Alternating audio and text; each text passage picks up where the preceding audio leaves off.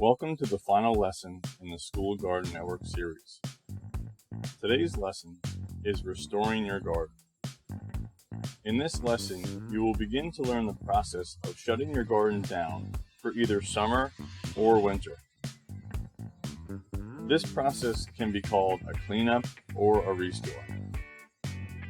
The takeaways in this lesson will be learning ways to maintain garden health and understanding the difference between summer versus winter restoration. As we begin today's lesson on restoring your garden, we must remember all the knowledge from the last 4 lessons. You can choose to keep growing vegetables all year long or decide to only grow in 2 seasons. Each of these choices are completely acceptable and will help determine how you maintain the garden's health. If you want to continue to grow vegetables in your garden into multiple seasons, you will need to know the differences between summer and winter restoration.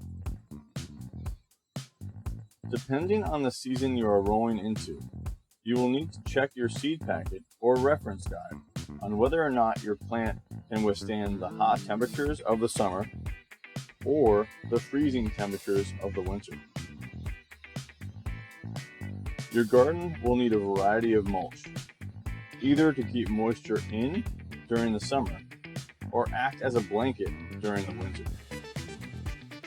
The mulch you choose should be clean and mature compost, straw, agricultural fabric, cardboard, or even finely chopped leaves. So you want to keep growing through the winter. That's fantastic. A great crop to go through the winter is garlic. Garlic comes to you in bulbs. What happens is you take the bulb, you take the cloves off, and that's your seed. So what we're going to do today is we're going to prep our bed, which means taking any weeds out, any debris, any old plants. We're going to take that out. We're going to level our ground the best we can. And what we're going to do is we're going to level to a point where we can have an even amount of holes across our whole bed. By holes, I mean places for that garlic to go. So what we're going to do is we're going to measure using a ruler or a trowel, and we're going to make our holes with the butt of the trowel. Just by poking in the soil just like that. Measure, poke, measure, poke. Now the measurement I use is 9 inches. You can use anywhere from 6 to 12 inches, depending on the garlic that you choose. Once you're done making your entire area filled, you're going to take your clove and you're going to plunge it into that hole, making sure the base is down towards the earth and the pointy part is up towards the sky. Once you fill out all your beds, all your holes, you're going to just close those holes up just by putting and surrounding that hole with soil. Then the last part here is going to give this bed a blanket. The blanket I like to use is straw. Now straw is a very important thing to use here because you don't want to be using hay. The difference between straw and hay is that in straw, the seeds have been removed, so you won't get that grass coming up. So make sure when you buy straw, it's a straw bale and not a hay bale. Take your straw and disperse it around your bed, about 3 inches thick across the whole thing.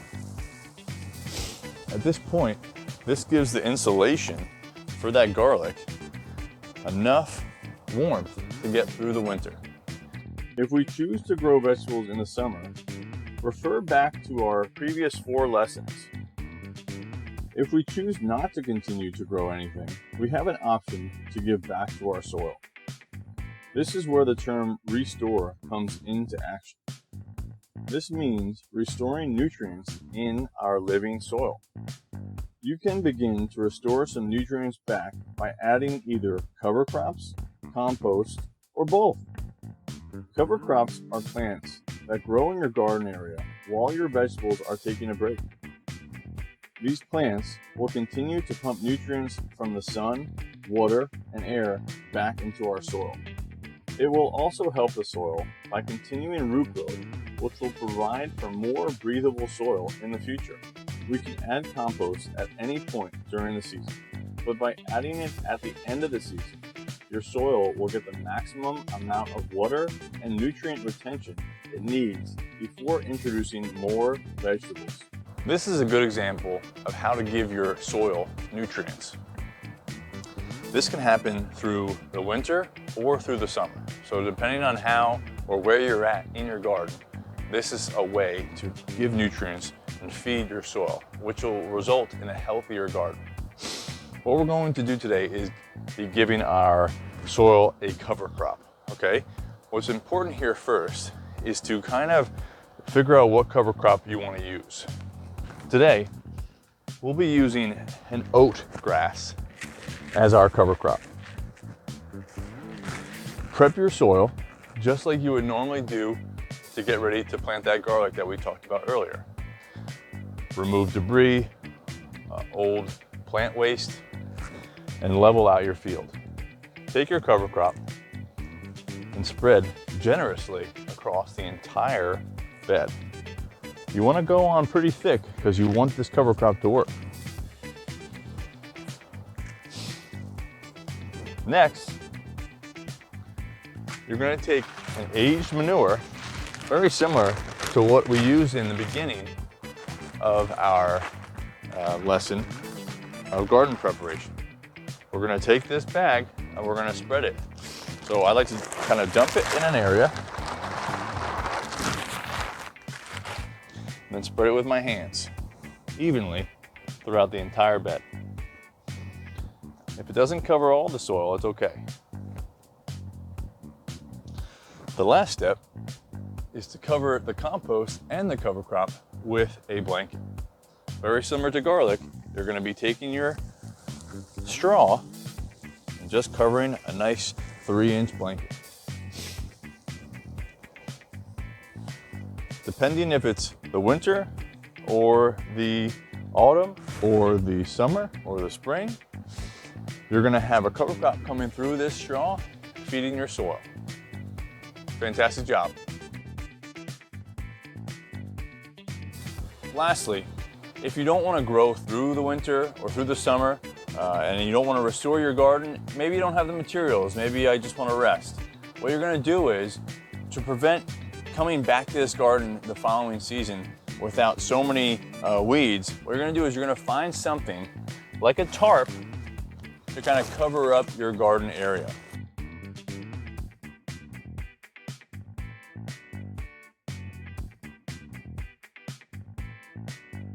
And you're all set for next season.